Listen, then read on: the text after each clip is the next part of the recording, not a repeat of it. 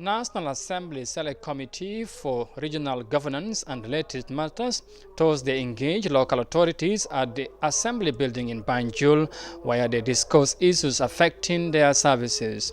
During the deliberations, council chiefs expressed the need to upgrade their capacities with a view to enhance effective and efficient service delivery.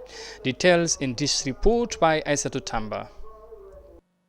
The Select Committee on Regional Government, Lands, Ombudsman and Independent Electoral Commission held a meeting with regional area councils to discuss issues pertaining to financial statement of the council. Since the beginning of the 5th legislative session, councils mainly in the rural areas were not able to present acceptable financial report before the National Assembly. Senior managers of some of the councils admitted to the lack of requirement capacity to submit acceptable financial statements.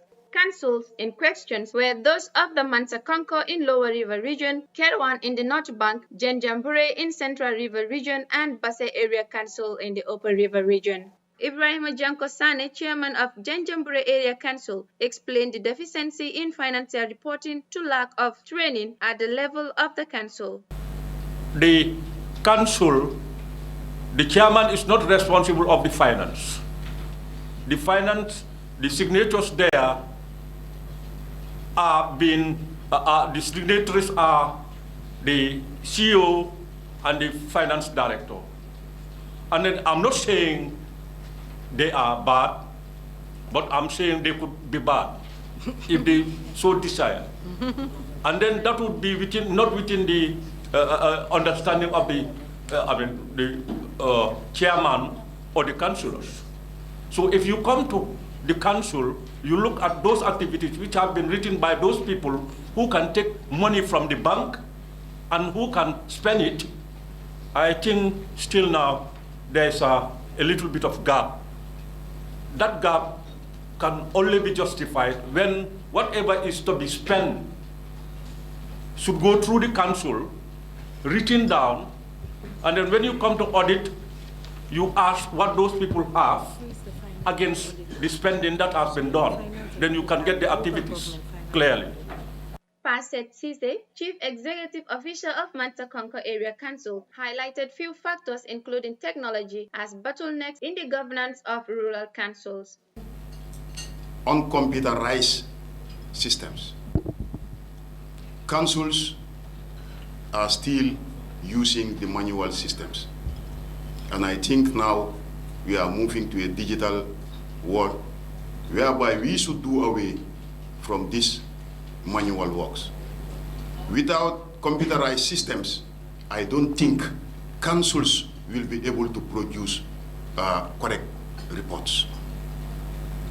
Number 3, councils must adopt one accounting system.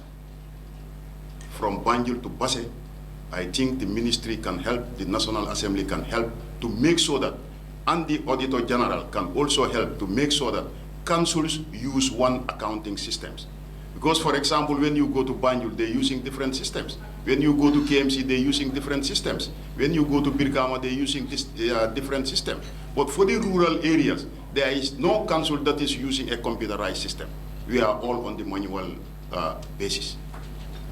He argued that area councils find it difficult to achieve their goals given the existing revenue base. He pointed out that councils in the rural Gambia are still working according to the 1965 tariff, which he said has failed the test of time.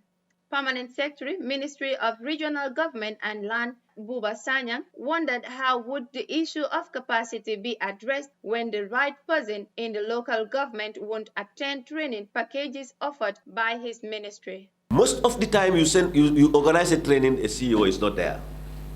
You organize a training, a finance director is not there. So, and these are the people who are supposed to take charge of these issues. A CEO must have to understand that he is answerable. He is the one in charge of that fund, and he is the one who has to be accounted for.